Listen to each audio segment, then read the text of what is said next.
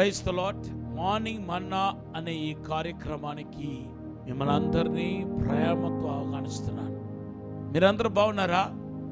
దేవుని యొక్క కృపను బట్టి మీరు బాగుండాలని, నానాటికి అభివృద్ధి చెందాలని, ఆశీర్వదించబడాలని డైలీ మీ కొరకు ప్రార్థన చేయటం జరుగుతుంది. కొంచెంమంది అయితే ఎప్పుడు తెల్లవారుతుందా, ఏ టయానికి ఈ మార్నింగ్ మన్నా అనే మెసేజ్ వినాలో అనే ఆశతో ఈ యొక్క ప్రోగ్రాం కోసం ఎదురు చూడటాన్ని నేను గమనిస్తున్నాను. ఖచ్చితంగా దేవుడు మీ ఆసక్తిని చూస్తున్నాడు. మీ జీవితంలో కనీవిని ఎరుగని ఆశీర్వాదాన్ని చూస్తారు. దేవుని యొక్క వాక్కు మీకు దొరికినప్పుడు నీ హృదయం ఉల్లసిస్తే, సంతోషిస్తే దేవుని ఆత్మ వాక్యంతో పాటు క్రియ చేస్తున్నాడని అర్థం. ప్రవక్త ఇర్మియా యొక్క అనుభవం ఇర్మియా గ్రంథం 15:16 మనం చూస్తున్నాం. మీరు చింతిస్తున్నారా, బాధపడుతున్నారా, ఆర్థిక ఇబ్బందులతో సతమతమైపోతున్నారా, నష్టపోతున్నారా, లేకపోతే ఆశీర్వాదాన్ని పోగొట్టుకున్నారా, ఆత్మీయ భౌతికమైన ఆశీర్వాదాన్ని పోగొట్టుకున్నారా? మీరు పోగొట్టుకోవద్దు. దేవుడు త్వరలో మీకు అసాధారణమైన అద్భుతమైన కార్యం దేవుడు జరిగించబోతున్నాడు. దేవుని బిడ్డలారా, మీరు ఎందుకు నాకు దేవుడు అద్భుతం చేయట్లేదు, ఎందుకు నాకు మేలు చేయట్లేదు, ఎందుకు నన్ను ఆశీర్వదించట్లేదు అని మీరు ఆత్రత పడతా ఉన్నారు.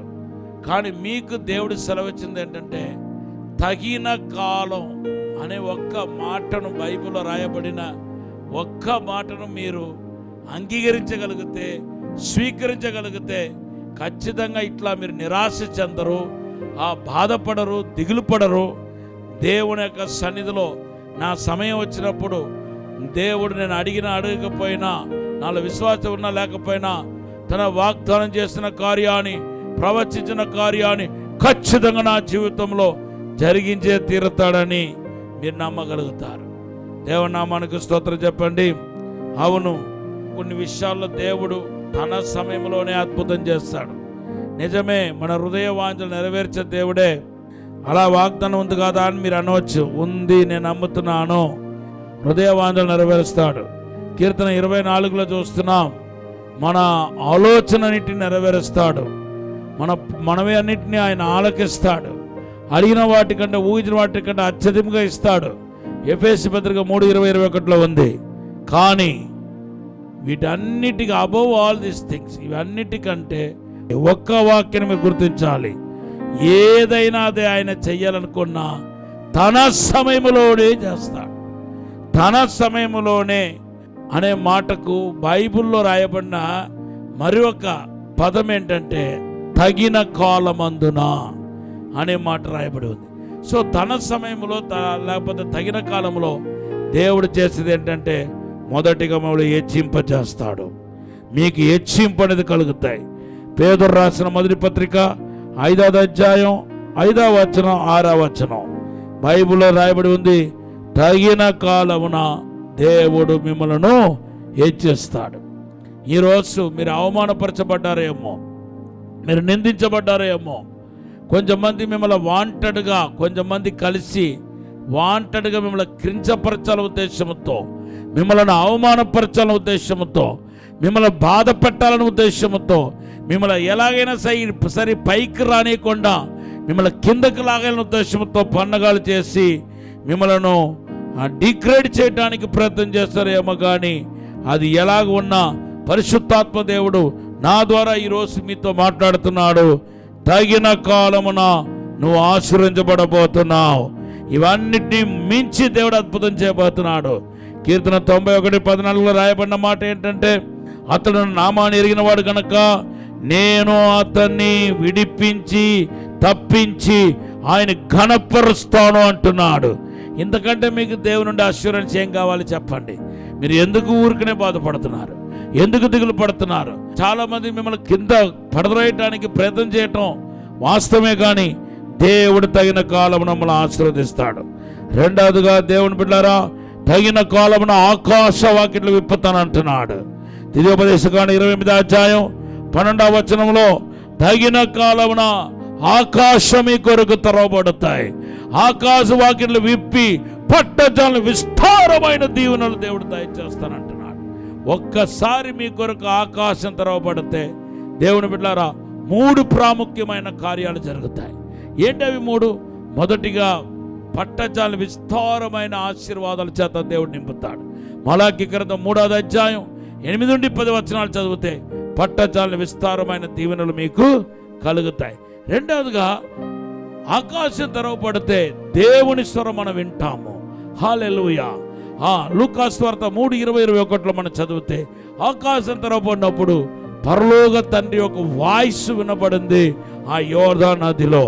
అవును బిడ్డలారా, ఆకాశం తెరవబడిందని దానికి రుచి ఏంటంటే దేవుని స్వరం మారుమ్రోగుతాయి, దేవుని శబ్దం వినబడతాయి. ఈరోజు దేవుని యొక్క స్వరం వింటున్నారా?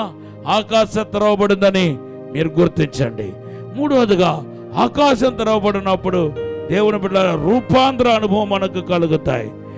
మత్తయి సువార్త 17వ అధ్యాయంలో ఆకాశం తెరవబడినప్పుడు దేవుని బిడ్డల రూపాంతరం పొందినట్టుగా మన పరిశుద్ధ గ్రంథంలో చూస్తున్నాం. చూడండి, మత్తయి సువార్త 17వ అధ్యాయం 1 నుండి 10 వచనాలు చదివితే ఆకాశం తెరవబడినప్పుడు దేవుని బిడ్డలారా మరి దేవుని స్వరం వినటమే కాకుండా రూపాంతరం చెందినట్టుగా మన పరిశుద్ధ గ్రంథంలో చూస్తున్నాం. ఈరోజు కూడా మీ కొరకు ఆకాశం తెరవబడబోతున్నాయి. సిద్ధపడండి. దేవుడు తగిన కాలమున మిమ్మలను ఆకాశం తెరుస్తాడు, మిమ్మల్ని దీవించబోతున్నాడు. ప్రార్థన చేద్దాం. పరిశుద్ధము నమ్మకమైన పరలోక తండ్రి, నీకు వందనాలు, స్తోత్రాలు ప్రభా. మమ్మల్ని క్షమించి మన్నించి పరిశుద్ధపరిచి ఆకాశం తెరవబడులాన సహాయం చేయమని అడుగుతున్నాను. అసాధారణమైన కార్యం జరిగించమని అడుగుతున్నాను. అద్భుతమైన కార్యం జరిగించమని అడుగుతున్నాను. దేవుని మహిమ ఇప్పుడే తాక్కునగాక, దేవుని సన్నిధి ఇప్పుడే తాక్కునగాక. మీరే దీవించండి, అభిషేకించమని యేసు నామములో అడిగి వేడుకుంటున్నాము తండ్రి. ఆమేన్.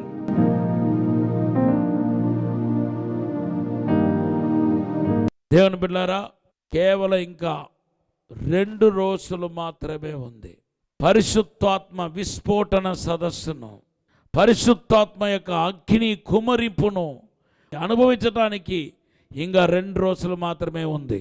మీరు అపోస్తల, ప్రవక్తల, లేకపోతే కాపర్ల, స్వార్థికుల, బోధకుల, పరిచారకుల, ఇదిగో మీకోసమే రాజమందిరి దగించుకుని ఆడిటోరియంలో పరిశుద్ధాత్మ యొక్క విస్ఫోటన సదస్సును ఏర్పాటు చేసి ఉన్నాం. ఈ సదస్సు అన్ని సదస్సులాగా ఉండదు. మిమ్మల్ని రూపాంతరపరిచేది, ఆశీర్వాద పొందినట్టు చేసేది. ఈ యొక్క కూడికను మీరు మానవద్దు. సేవకులైతే అస్సలు మానవద్దు. తప్పనిసరిగా రండి, కుటుంబ సమేతంగా రండి. మొదటి రోజు సేవ చేయండి. దేవుని మహిమను చూడబోతున్నారు. ప్రతిరోజు వేరు వేరు కోణాల్లో వేరు వేరు ఆశీర్వాదాలతో అభిషేకంతో దేవుడు నడిపించబోతున్నాడు. ఈ సదస్సులో పాలు పొందే అందరికీ ఉచిత భోజన వసతులు ఉన్నాయి. తర్వాత సదుపాయాలు ఉంది. మీరు ఏం బాధపడాల్సిన అవసరం లేదు. రాజమందిరికి త్వరపడండి. దేవుడు పరిశుద్ధాత్మ నిర్మలను ఆహ్వానిస్తున్నాడు, రమ్మంటున్నాడు. త్వరపడండి. ప్రభు మిమ్మల్ని ఆశీర్వదించుగాక. ఆమేన్.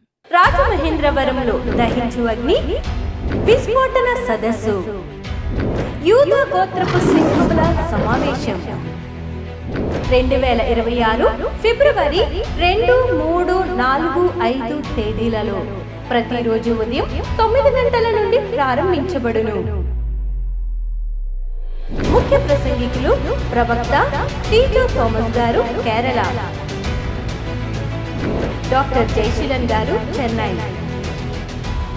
డాక్టర్ థామస్ గారు, డాక్టర్ శివ థామస్ గారు దహించు అగ్ని మినిస్ట్రీస్ రాజమహేంద్రవరం. రిజిస్ట్రేషన్ ఫీజు 100 రూపాయలు మాత్రమే. దూర ప్రాంత ప్రజలకు భోజనం మరియు వసతి సదుపాయం కలదు. స్థలం దహించు అగ్ని ఆడిటోరియం, నటరాజ్ థియేటర్, రాజమహేంద్రవరం. మరిన్ని వివరాలకు 9494940072 మరియు 73